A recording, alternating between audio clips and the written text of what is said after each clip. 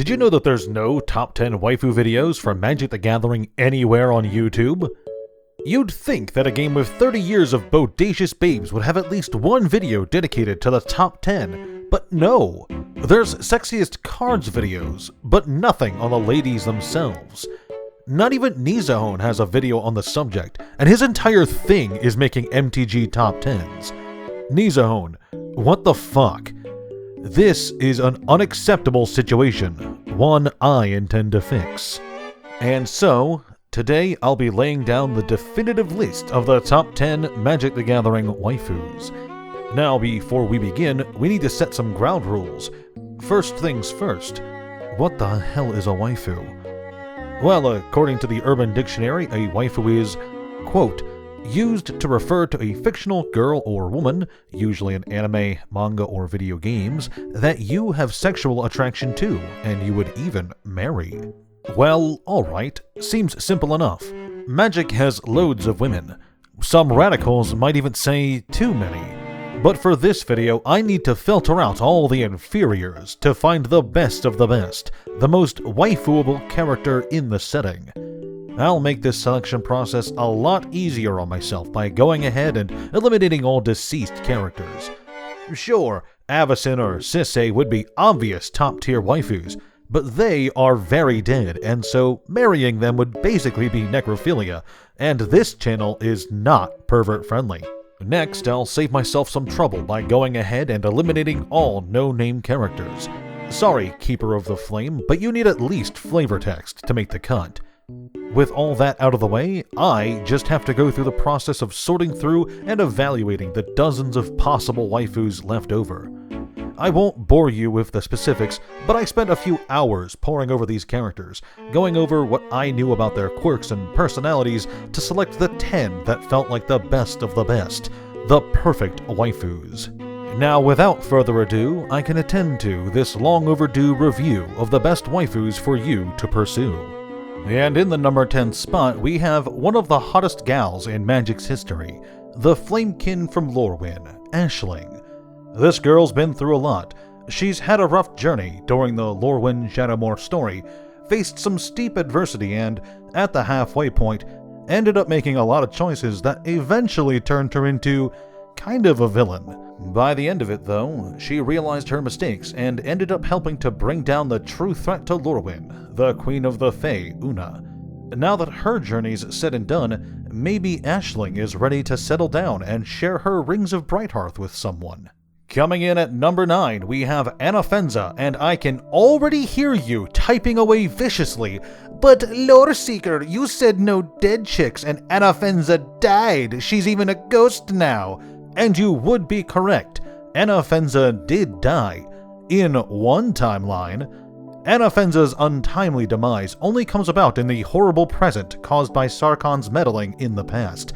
In the real timeline, however, she's healthy and well. We learn precious little about the Abzan Khan, but she's shown to be a resolute and decisive leader, one who would undoubtedly wear the pounce in your relationship.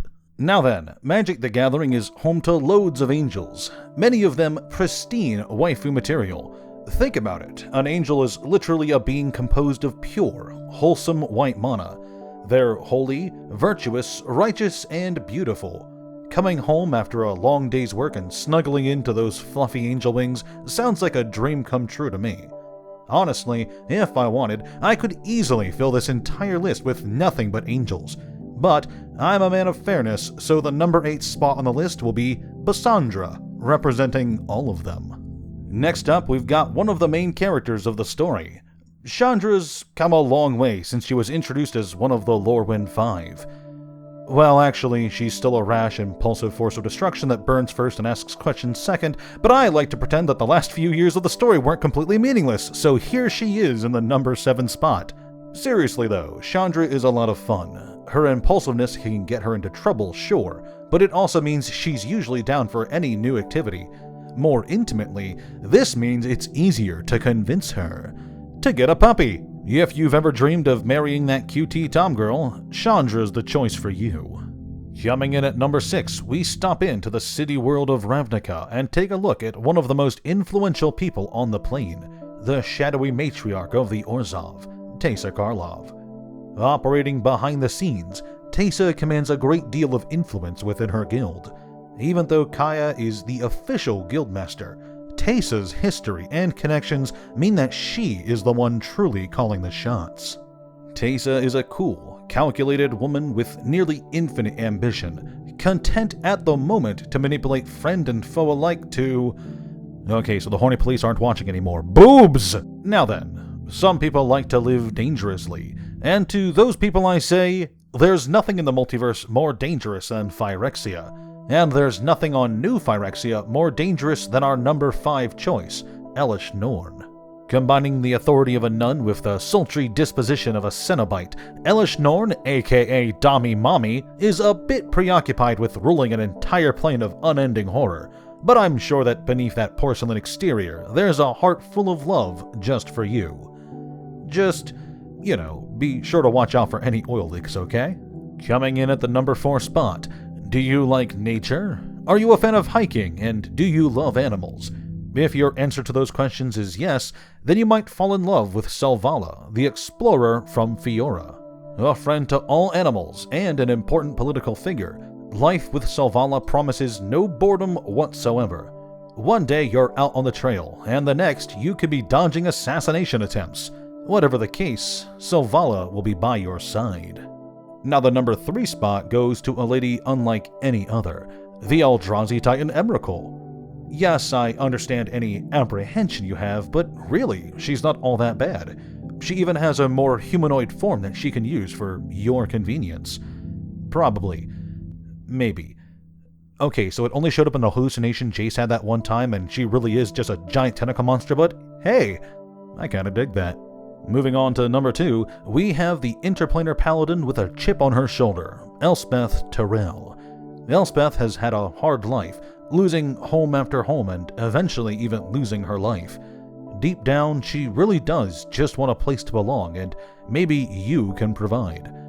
Female Gideon's a fantastic waifu choice. Not only is she lovely to behold, but she's got power and skills to rival any out there. She may not be perfect, but she's a damn fine choice. But you know who is perfect? The number 1 waifu in all of Magic, of course. With no flaws, this character has shown themselves to be above any kind of competition. Lesser waifus can only glare jealously at the very symbol of perfection that is our number 1 pick. The crab token from Modern Horizons 2. Video's over, go away.